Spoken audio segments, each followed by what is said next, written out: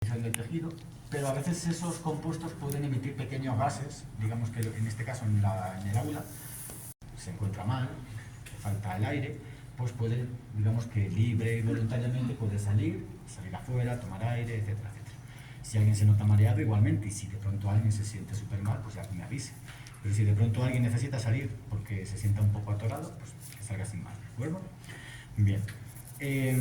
Siempre les pediría que por favor cuando ustedes ingresen en esta sala pues también lo hagan con un poco de respeto, porque aquí hay huesos, hay órganos que han pertenecido a personas y bueno, pues cuando ustedes también van a un cementerio pues más o menos lo hacen con algo, ¿no?, de respeto, etcétera, etcétera, de silencio, etcétera, etcétera, ¿no?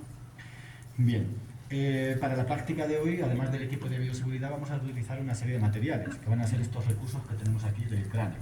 Vamos a utilizar un cráneo completo, vamos a utilizar un cráneo que ahora lo veremos, tiene un corte y quizás utilicemos algún otro de los huesos para decir alguna característica puntual.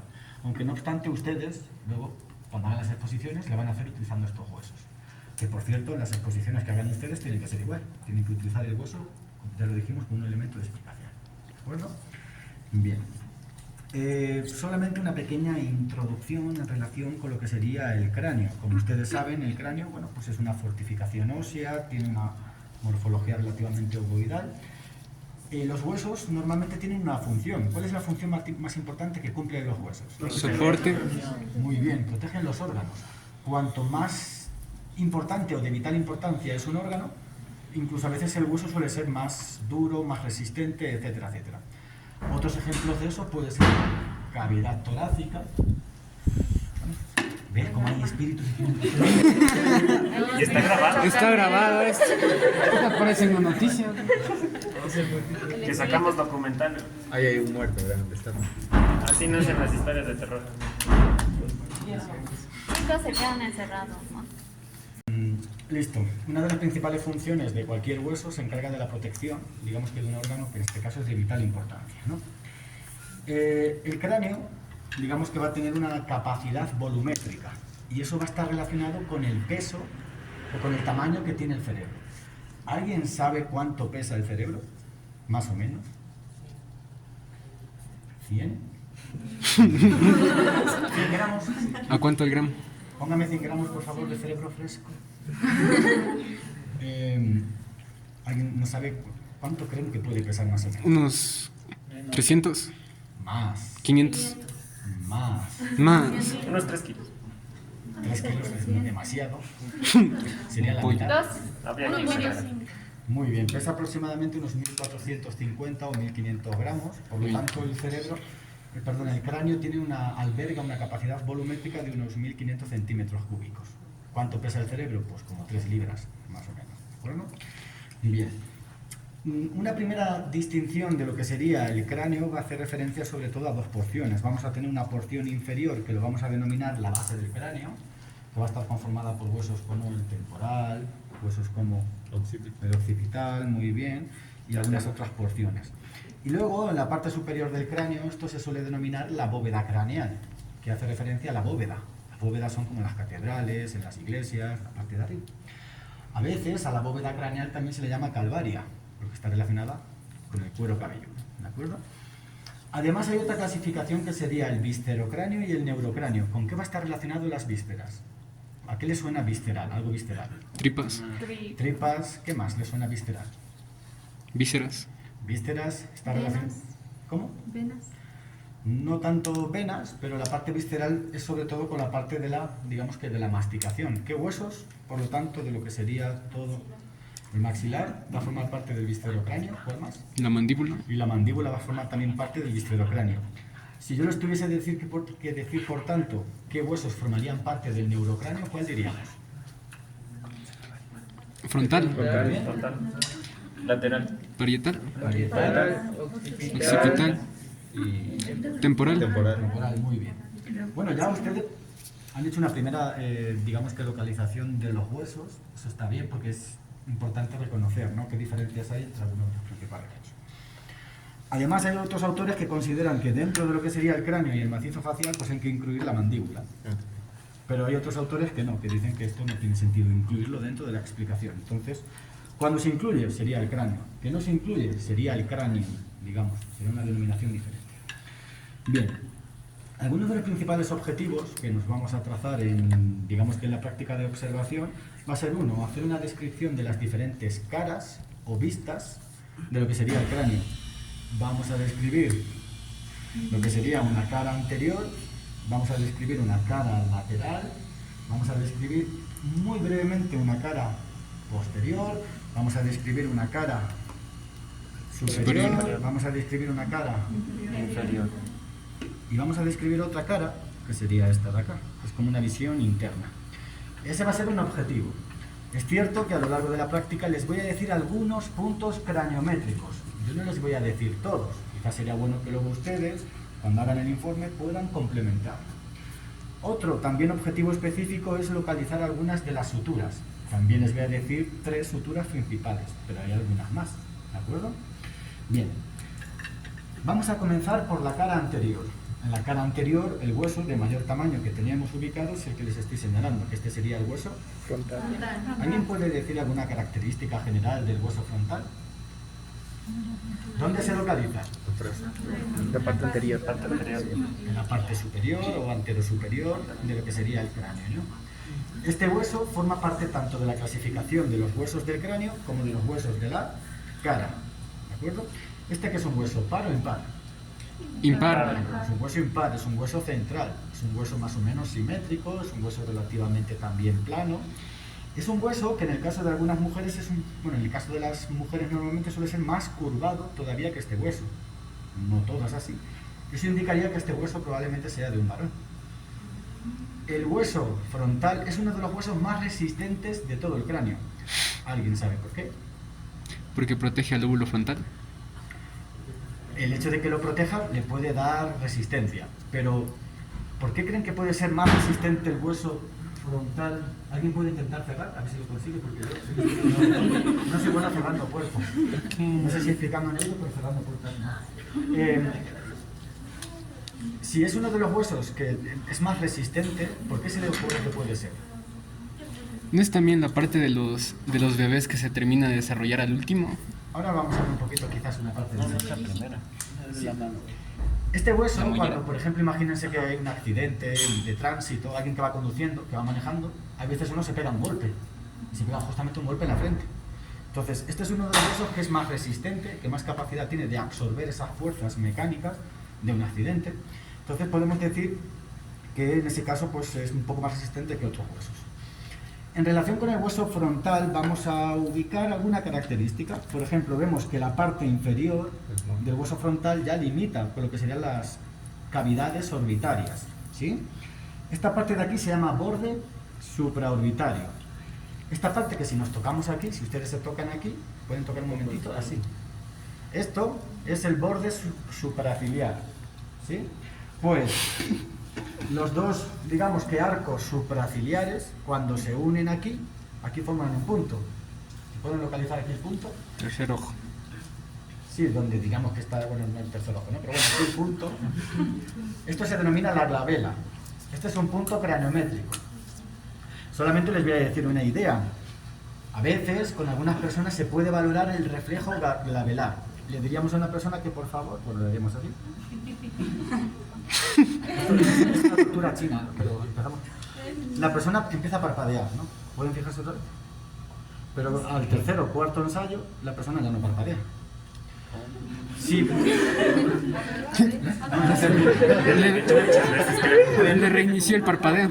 No, lo que les quiero decir es un reflejo que se valora a veces en los niños, en los neonatos o en las personas mayores, y si alguien se tira parpadeando así, 1, 2, 3, sigue parpadeando, eso puede ser un signo de que hay un problema en la parte interior del hueso craneal, del hueso frontal, ¿de acuerdo? Bien. Hemos dicho que estos eran los arcos superciliares que juntamente aquí forman un punto craniométrico que se llamaba ¿La vela? la glabela, muy bien. En la parte superior hay una sutura.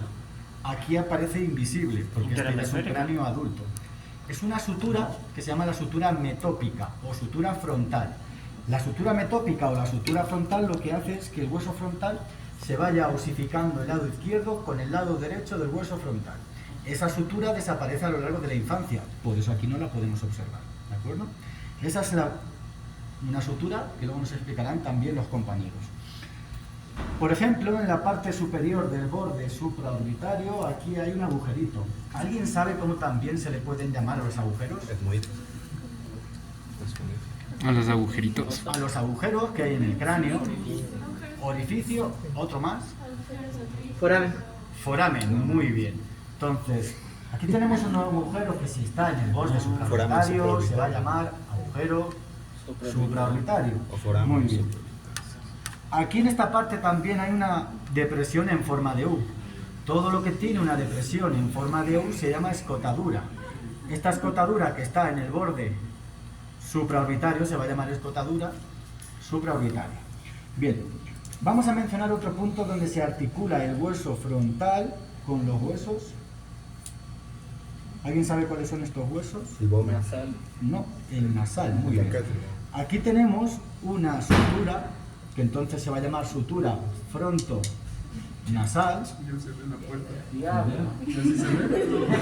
Déjela, no se preocupe. Era mejor ventilación, ¿no? Que no se mueva. Exacto, calorcito. Entonces, hemos dicho que hay una articulación o una sutura que une el frontal con el nasal. Justamente en este punto, esto también es otro punto craniométrico, el punto de unión entre el hueso frontal y el hueso nasal, a esta parte se le denomina nasión. Es otro de los puntos craniométricos que, como digo, se van a ir diciendo a lo largo de la clase. ¿Qué podríamos decir de los huesos nasales? ¿Es par o impar? Es par, muy bien. ¿Es un hueso? ¿Qué forma tiene? Una curva.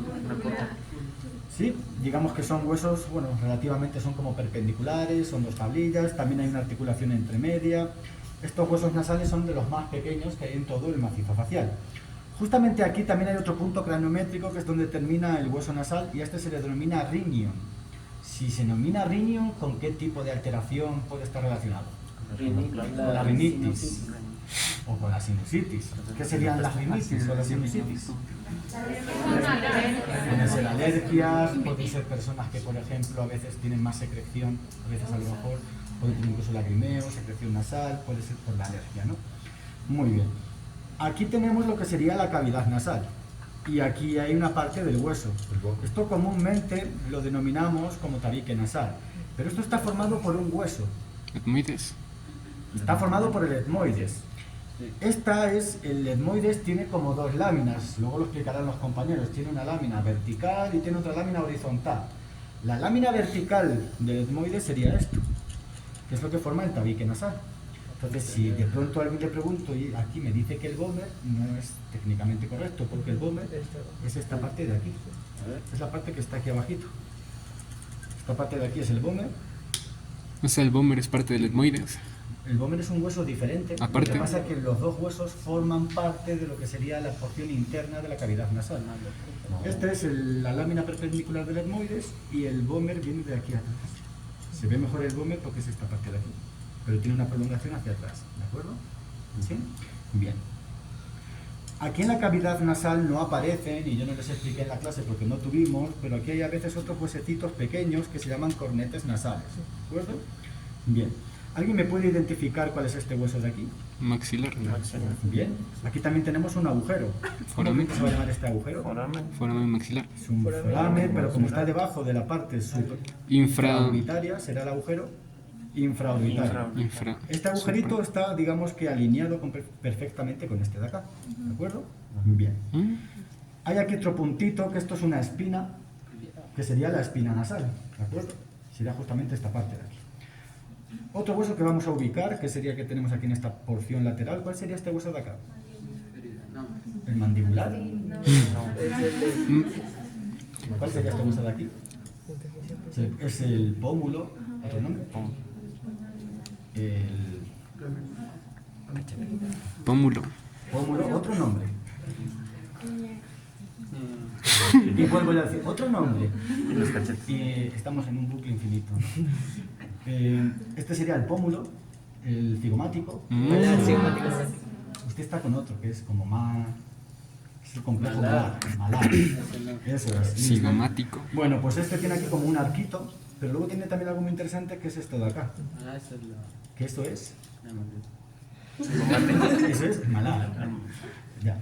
Bueno, hay huesos que tienen algo que se llaman apófisis, son como procesos. Entonces esta es una apófisis, la apófisis cigomática, muy bien. Que esto lo une a otro hueso que sería el hueso Temporal. temporal, muy bien. Aquí tenemos la apófisis cigomática. Perfecto. Más ideas. A cada uno de los puntos donde surgen los dientes se le llaman apófisis alveolares. Un alveolo es como un arco, como un arquito, ¿sí? Entonces sería cada una de estas partes. Bien, vamos a hacer una pequeña descripción de la mandíbula, no sé si luego lo veremos en clase, pero la mandíbula tiene forma de...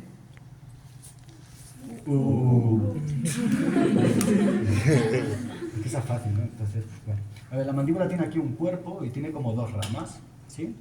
Lo más llamativo del cuerpo de la mandíbula es esta parte de aquí, de la barbilla. ¿Sabe alguien cómo se llama esta parte de la barbilla? Perilla. El mentón. Entonces, como la gente que describe anatomía es muy técnica, no dice mentón, dice protuberancia mentoniana. Wow. Eso sería esto de acá. Hay gente que se le nota mucho, sobre todo algunos varones, se nota que tienen aquí como la protuberancia mentoniana. Como hay un agujero aquí, el agujero se va a llamar foramen mentoniano. Pues el foramen mentoniano está alineado con el foramen infraorbitario y con el foramen supraorbitario, de forma que sacan una línea vertical, digamos casi perfecta. Si no encajan es porque la persona pues, puede haber tenido alguna lesión y la mandíbula la tiene de un lado, tiene como mirando a Cuenca, pero en ese caso... Bien, por ejemplo, hay dos regiones quizás más llamativas en la mandíbula, que serían estos dos procesos que tenemos aquí. Hay uno que es bastante interesante, que es este de aquí, que tiene forma ovalada. Cuando un hueso tiene una terminación ovalada, a veces se le denominan cóndilos. Muy bien. Entonces este sería el cóndilo mandibular. El cóndilo mandibular está unido... ¿A qué hueso? El temporal. ¿A la apófisis? Temporal. Muy bien. Está unido al hueso temporal. Y de esa forma, ¿qué movimiento permite realizar? De La retracción. retracción. Pues bien, el cóndilo mandibular está unido en una fosa, luego lo van a explicar los compañeros, que tiene el hueso temporal, que obviamente se llama fosa mandibular, y forman una articulación, que se llama la articulación temporomandibular. La articulación temporomandibular permite realizar los movimientos de masticación. Curiosamente, hay veces que se puede producir un noqueo en, no sé si deportes como el boxeo. No sé si han visto alguna vez que a alguien se le puede noquear. Sería interesante decir, ¿por qué cuando a una persona se le noquea pierde la conciencia? ¿Por qué cuando a una persona se le pega un golpe en la mandíbula puede perder la conciencia? ¿En la mandíbula está la conciencia? Desbloqueo ¿El témpano se relaciona con el equilibrio? desvía los Es una nervios. idea porque el tímpano, o la porción timpánica, que es esta del hueso temporal, se relaciona con el equilibrio, pero normalmente es porque cuando se pega un golpe, el cerebro que está dentro empieza a moverse, se pega un golpe contra la pared, que en este caso es el cráneo, y luego hay otras estructuras que veremos que están relacionadas con eso, que se desconectan. Entonces la persona pierde, digamos, que la conciencia. Este hemos dicho que se denominaba entonces el cóndilo mandibular, que estaba unido al hueso temporal. Y luego tenemos aquí otro, este se llama apófisis coronoides. Esta no tiene tanta importancia a nivel clínico, pero esta, digamos que a veces queda unida a una pequeña porción del complejo malar. ¿Hasta aquí de pronto alguna pregunta? ¿Algún comentario de alguno de los principales huesos que hemos visto en la cara anterior? Dígame. Los forámenes, ¿qué es lo que pasa a través de ellos y por qué están todos alineados? Lo de la alineación es solamente un aspecto descriptivo. No creo que haya ninguna relación, digamos que en esa ubicación. Normalmente por los forámenes supraorbitarios pues pasa el nervio supraorbitario, creo que es una ramificación de uno de los nervios trigéminos. Por los forámenes casi siempre lo que pasan son nervios. En los que nosotros vamos a ver el día de hoy no vamos a ver muchas de esas inervaciones, pero luego sí les voy, al menos el día siguiente sí les voy a decir que ubiquen forámenes y nervios, ¿no? Listo, vamos a hacer una explicación de la porción lateral. Obviamente este es el hueso frontal. Este hueso que tenemos aquí es el hueso parietal. Este es el hueso temporal. Y este es el hueso, digamos que malar. Vamos a ver aquí alguna característica muy breve del hueso temporal. El hueso temporal tiene 3 porciones. Luego lo van a explicar los compañeros. Yo solamente voy a decir una idea general. Esta de aquí es una sutura que tiene forma de escama o forma de concha, y por eso toda esta porción del hueso temporal se le llama la concha o la escama del hueso temporal. Luego tenemos aquí otra porción. Si se tocan aquí detrás de la oreja, ¿pueden tocar un momentito, por favor, detrás de la oreja? Haciendo como que Bueno, si me toco aquí, en esta parte, esto es la apófisis mastoidea, lo que se están tocando aquí detrás, ¿de acuerdo? Y luego, si pudiésemos meter el dedo, esto que me lo por favor, dentro del tímpano, entonces tocaría la porción timpánica o petrotimpánica, ¿de acuerdo? Algunos autores dicen que son 3 divisiones, otros que son 4 divisiones. No obstante, nos vamos a quedar con eso. Hay aquí una, como digo, solamente voy a decir algún detalle. Hay aquí una apófisis que tiene el temporal aquí abajito, que tiene mucho estilo, y entonces se llama la apófisis estiloides, porque tiene mucho estilo. Esa apófisis tiene ahí como unos ligamentos que luego lo van a unir a otro hueso, que ese creo que sí lo vamos a ver ahora o el día siguiente, que se llama lioides. Pero bueno, listo. Aquí podemos ver un conducto. ¿Cuál es este conducto? Que forma parte del hueso temporal. Casi es el conducto auditivo externo. Conducto auditivo. ¿De acuerdo? Bien.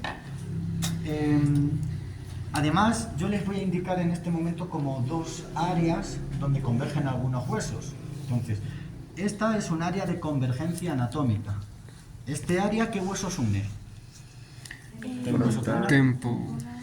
Temporal, Frontal. Parietal. Para ser más exactos, yo debería decir, ahora les voy a explicar cómo se llama el área, pero este área une la parte postero-inferior del hueso frontal, la parte antero-inferior del hueso parietal, como vieron lo de los términos de localización y todo eso. Aquí une otra parte del hueso del esfenoides, que esta es las alas mayores del esfenoides.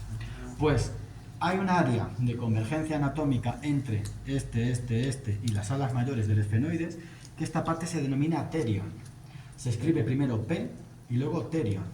Peterion. Sería como decir peterion, pero se dice terion. Este es un punto donde se unen, donde se osifican los huesos. Si de pronto tuviésemos que abrir el cráneo, es más fácil abrirlo por aquí, que por ejemplo abrir aquí un agujerito. Porque aquí es, digamos que las líneas donde se osifican. ¿Por qué es importante el terion? Porque por debajo pasa una arteria, que se llama la arteria meningia media. Si de pronto una persona tiene un golpe, tiene una fractura y la tiene aquí, lo más probable es que tenga una hemorragia. Entonces, este sí es un punto importante, el terion, en la parte lateral, porque su fractura puede ocasionar, digamos que, una hemorragia. Acordándome de eso, se me ha olvidado decirles una característica de la mandíbula. Luego ustedes, cuando hagan el informe, organizan, por favor, la información. Si la mandíbula es el hueso que más se mueve, ¿cuál es el mayor riesgo que puede tener la mandíbula? Que se disloque. Que se disloque o que se fracture. Entonces, es la parte que más se fractura. Luego lo veremos, pero la parte que más se fractura es esta de acá, lo que hemos dicho antes de los cóndilos. Entonces, digamos que es el hueso con mayor rango de movilidad que hay en la cara y en el cráneo. ¿Cómo hemos dicho que se llamaba este punto? Peterion. Muy bien. Pues tenemos aquí otro, que este se llama asterion. Asterion. Asteris, obelis, asterion, terion. Bueno. Entonces, ¿este qué une? ¿Qué une este de aquí? Muy bien. Pues este, que hemos dicho que se llamaba asterion, no tiene tampoco ninguna correlación clínica, pero aquí a veces lo que hay son unos pequeños huesecitos que se llaman huesos wormianos, que son huesos, ¿usted sabe? O sea, son que los gormianos son tipo huesos que son de más, por decir. Que son de más. Sobre. ¿Cómo le Que digo? salen. O sea, es como los que más salen es eso y en la mano, me acuerdo, porque Ya. son. No, sigue explicando. No, bueno, está bien, yo creo que, o sea, lo que el compañero quiere decir es que quizás estos huesos están de más en el sentido de que, digamos, no tienen una función específica, a veces se le llaman supernumerarios porque pueden salir en muchos sitios. Lo que podemos deducir es que si sale aquí, salen en los puntos de confluencia entre las líneas de sutura. Esto sería como decir, por ejemplo, que donde se unen dos paredes hay como un hueso. ¿Qué función cree que pueden tener entonces en este caso, estos huesos que pueden salir aquí? La unión. Es que fortalecen, es que digamos que funcionan como un refuerzo de esas uniones. No todo el mundo los tiene. A lo mejor un cráneo de una persona lo tiene y otro cráneo no lo tiene. Incluso pueden ir desapareciendo a lo largo de la edad de una persona. Bien. En principio, más o menos, esta sería una pequeña descripción de lo que sería la vista lateral del cráneo. Les voy a indicar a continuación una vista superior. Si miramos el cráneo desde arriba, ¿qué forma tiene? ¿Cómo lo ven? Un huevo. Huevo, es como ovalado. Esto parece como la Tierra, que dicen que está como, que tiene una, como dicen de la Tierra, que tiene una forma elipsoidal o algo así, que es como que parece que está achatada. Por los polos. Pues esto es igual, parece que tiene aquí como un achatamiento, ¿no? Bien. Lo que podemos observar de la parte superior, ¿alguien recuerda cómo hemos dicho que al principio del cráneo lo podemos dividir en una parte inferior o medial, que es la base del cráneo, y una parte superior, que era La bóveda. la bóveda craneal, muy bien, o la calvaria. Listo. Aquí vemos el hueso frontal y los parietales. Yo les dije, cuando les estuve explicando los planos o los cortes, que algunos recibían una denominación en función de unas líneas de sutura. Aquí tenemos una sutura que separa el hueso frontal de los huesos parietales. ¿Alguien sabe cómo se va a llamar esta sutura? A ver, frontal. ¿Esta de acá? La sutura coronal, porque digamos que si hacemos un corte coronal, Claro. ¿sí? Entonces esta sutura se llama la sutura coronal. Bien, una sutura que es perpendicular a la coronal sería esta. Si yo hago este corte, ¿cuál era este corte? Entonces la sutura se va a llamar sutura sagital. Muy bien. Y aquí tenemos otra sutura que es mucho más irregular, la sutura lamboidea, muy bien. Que la sutura lamboidea separa los parietales de los sagital. Muy bien. Pues bien, el punto de intersección entre la sutura coronal y la sutura sagital se llama bregma. Muy bien. Bregma, se lo sabe todo. No, bregma es un punto de intersección entre las dos suturas. Este punto, digamos que se denomina a veces también fontanela anterior. Seguramente que ustedes lo han escuchado hablar con otro nombre más coloquial o popular, que serían cuando se cierran o no se cierran las molleritas. Muy bien. Así más arriba. Este normalmente es, digamos que se tiende a cerrar en torno al primer año de vida aproximadamente. Cuando permanece abierto, a veces se puede extraer una muestra de un líquido. Hay un líquido en el cerebro. ¿Alguien recuerda cómo se llama? Materia ese líquido? Si yo saco una muestra de líquido cefalorraquídeo, a veces a mí me permite mirar si hay una inflamación de las capas que recubren el cerebro. ¿Alguien sabe cómo se llama? Meninge. Muy bien. Y si fuese una inflamación de las meninges, Meningitis. Entonces, cuando el niño es muy pequeño, que todavía no tiene bien cerrada la mollerita, se puede sacar una muestra de líquido y mirar si puede tener meningitis. Tengo una duda. Dígame. Lo que pasa en los bebés también puede pasar, me acuerdo que una doctora decía sobre aquí, o sea, por aquí hay un conducto, no me acuerdo, que lo voy a decir con expresiones, hace que los testículos suban o bajen, algo así, ¿no es cierto? Eso también se denomina así porque al año tiene que cerrarse obligatoriamente, algo así, porque si no puede existir esos problemas. Bien, lo que quiere, yo voy a traducir,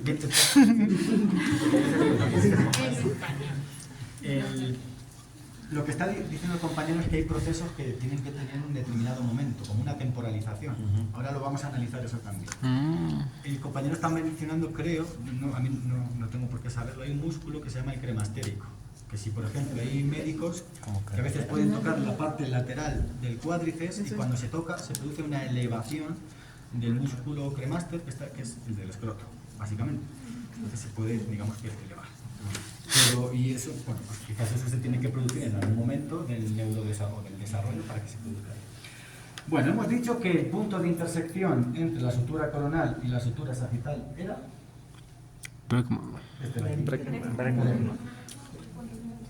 o fontanela anterior. Pues aquí tenemos otro punto que es el de intersección de la sutura sagital con la sutura superior. lamboidea. Lamboidea. Se va a llamar lambda. Lambda. ¿Cómo Este escribir? punto, una de las funciones que se le da es que en el momento del parto pues nos permite saber la ubicación con la que viene el niño. Si de pronto vemos esto, pues no. Digamos que lo ideal es que a veces venga en esta posición, ¿de acuerdo? Entonces lambda permite ubicar si el niño viene en qué posición, si viene lateralizado, si viene bien, etcétera, etcétera. ¿De acuerdo? Bien. Hay otro punto cranométrico que no lo voy a señalar bien, pero aparentemente está aquí, que es como el epicentro, sería como el ecuador de la sutura sagital. A este se le denomina vértex, es como el epicentro, es como si vamos a la mitad del mundo. O a la... Bueno, sí. Y este punto a veces es importante porque, no sé si ustedes conocen, hay una prueba que es el electroencefalograma.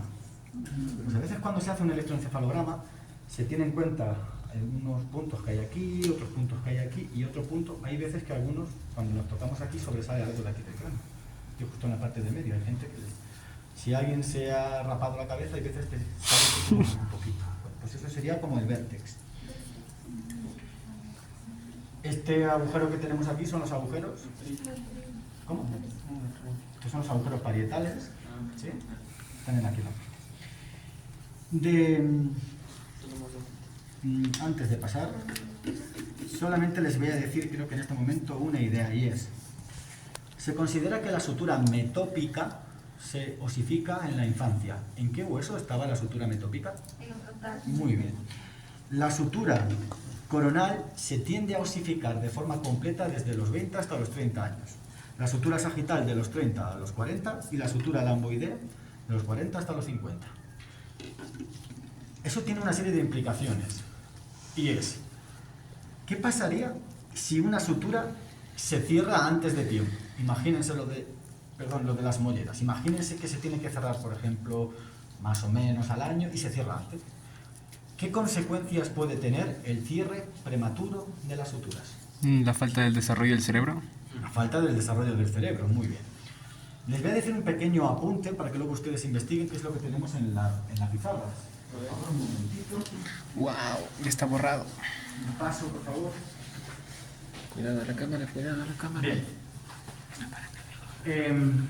No lo vamos a analizar, pero en el cráneo se considera que las articulaciones no tienen ningún rango de movimiento.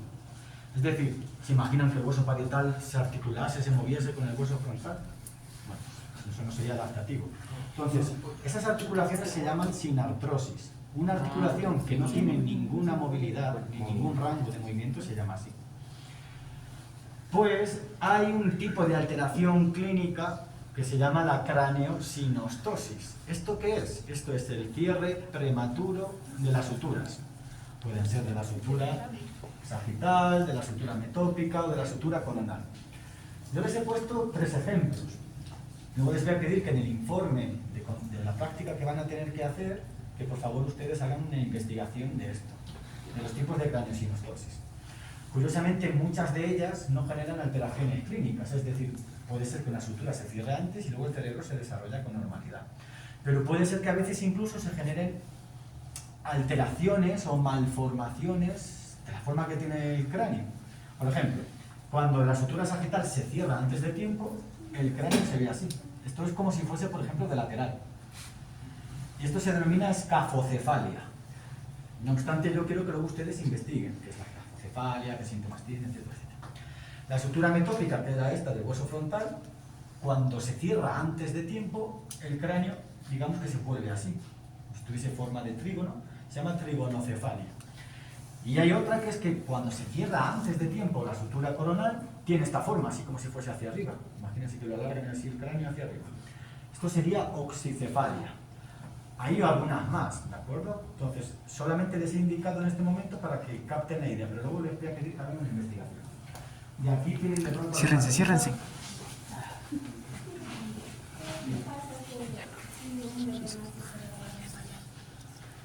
Como les he dicho, normalmente puede ser que tenga el cerebro más pequeño, el cráneo más pequeño.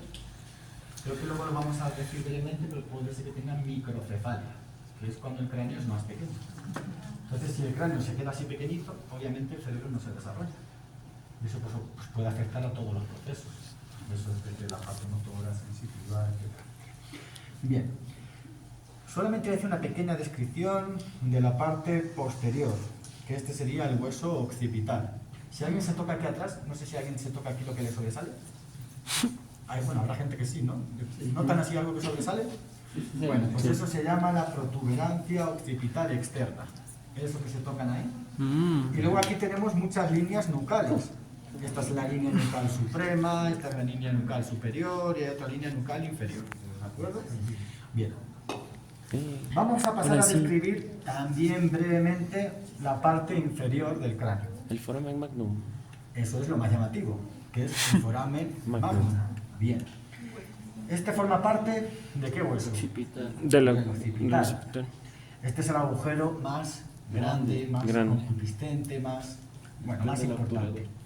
Este agujero más o menos tiene pues unos 2 centímetros en la parte, en el eje horizontal, unos 2,5 en la parte vertical. Este es un agujero que permite el paso ¿de qué parte? De la médula De la espinal. médula espinal. La médula Y del espinal tallo está encefálico, unida con el ¿verdad? cerebro. O sea, están unidas. Por el Pero tallo justamente el encefálico. punto donde se une es aquí. Entonces, por aquí pasa la médula espinal, pasan arterias, como la arteria vertebral, la arteria basilar, etc.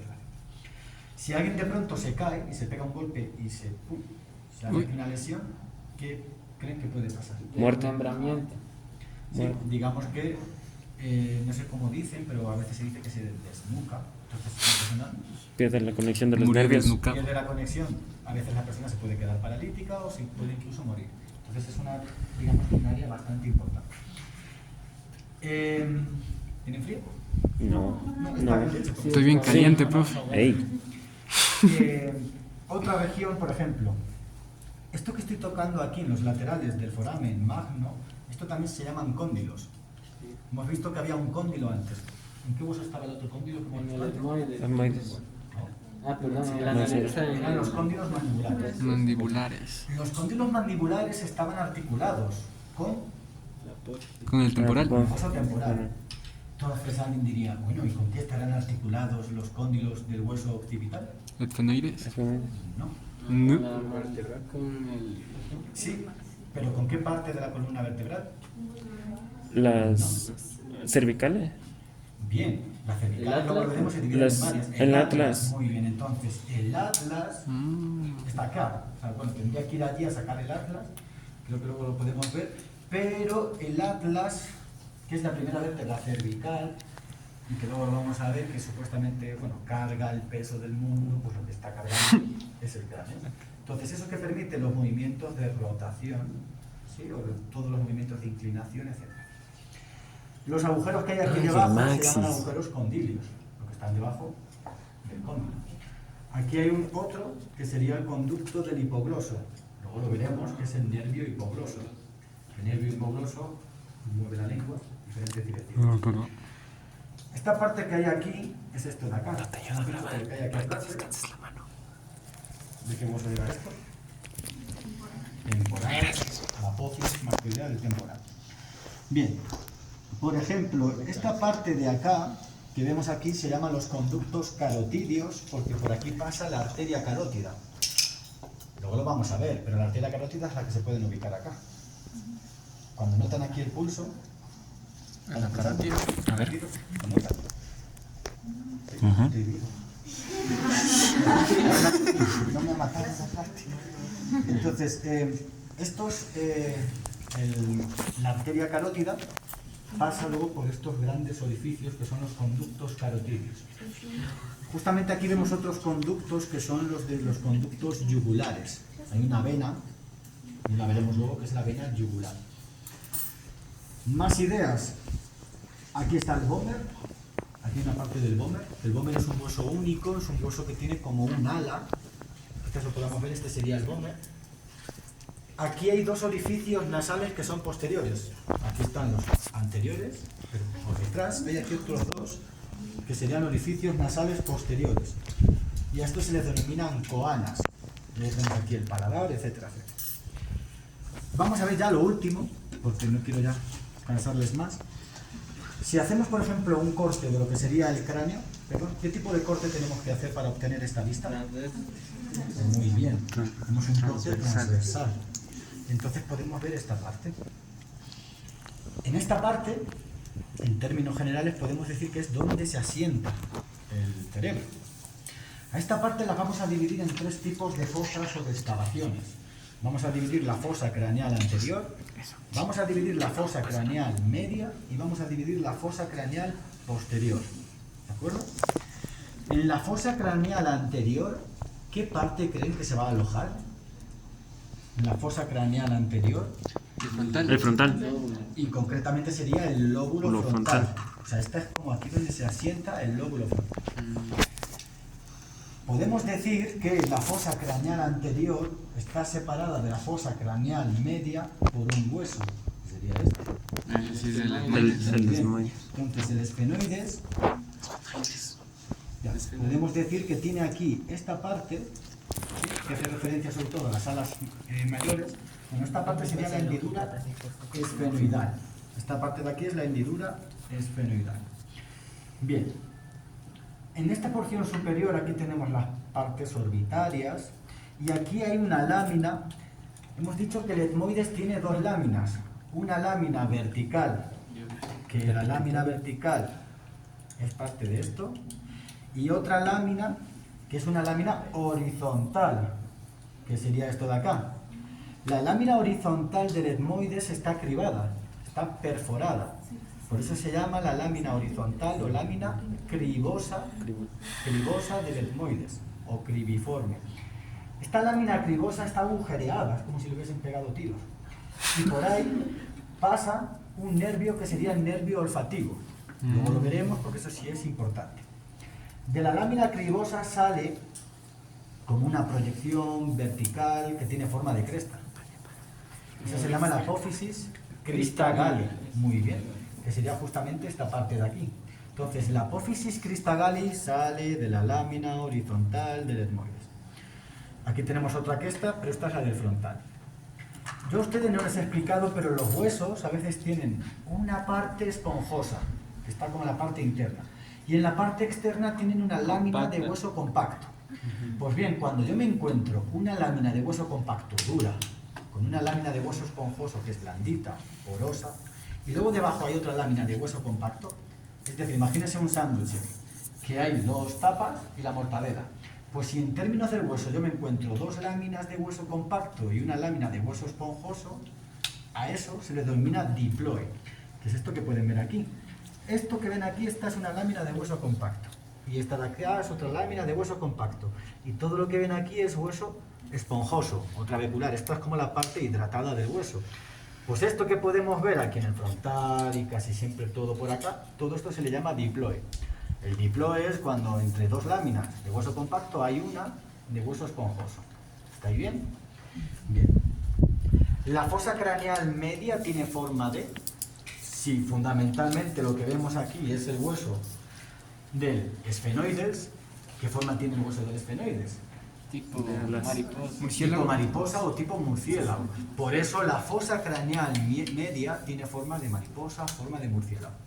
A veces el esfenoide se dice que es un hueso como llave, porque lo articula todo y está en la base del cráneo. Si yo lo quitase, como que todo se desarmaría. Bien, lo vamos a ver el siguiente día, pero bueno, esto sí lo vamos a ver ahora. El hueso del esfenoides tiene una silla. Silla turca. Muy bien, que la silla turca es justamente esta parte de acá. Se ubica la pituitaria. Y muy bien, se ubica la glándula que es la pituitaria. ¿Alguien sabe cómo también se le conoce a la Glándula pituitaria? madre o hipófisis. No. Glándula pineal. Pineal. No, la pineal. Esa es del sueño. Es la hipófisis O pituitaria, la glándula madre. ¿sí? Pues puede ser la glándula máster o bueno, mil cosas, ¿no? Muy bien, eso está justamente en el cuerpo del esfenoides. Esta sería la silla turca. El esfenoides lo más llamativo es que tiene pues unas alas mayores, tiene unas alas menores, tiene aquí unas patitas, que se llaman las apófisis pterigoides, pero luego lo explicarán los compañeros. El esfenoides también tiene muchos agujeros, luego lo vamos a ver, tiene aquí unos ovales, tiene redondos mayores, redondos menores, etc. ¿Qué parte se va a alojar en la fosa craneal media? ¿Qué parte del cerebro? Si el cerebro lo estamos dividiendo, entre comillas, en lóbulos, Temporales. y hemos dicho que aquí va a estar el lóbulo frontal, aquí va a estar el lóbulo temporal, muy bien, y más material parietal. Y luego tenemos la fosa craneal posterior, es la fosa Lóbulo más grande, occipital. es la fosa que obviamente vemos el agujero magno. Por aquí pasa la arteria basilar, vemos otras regiones, aquí por ejemplo se ubica el cerebelo, luego lo veremos, él está debajo del cerebro, y aquí se ubicaría otro lóbulo. El lóbulo occipital. El lóbulo occipital. Y hay una oculto, ¿no? Ahí sí. Sí, ese también, ese estaría digamos que en la parte lateral, ¿no? Luego lo veremos también. Para finalizar un poco esta parte, hemos dicho que la parte... Pero que no vayamos. Ay, de la rosa de Guadalupe. Nos vayamos volando. Bien, esta sería como la parte de la bóveda craneal o de la superficie. Si le damos la vuelta, aquí vemos algo en la parte interna. Pregunta, De las arterias que he mencionado a lo largo de la práctica, bueno, ¿qué arterias se han mencionado a lo largo de la práctica? Sería meninge media.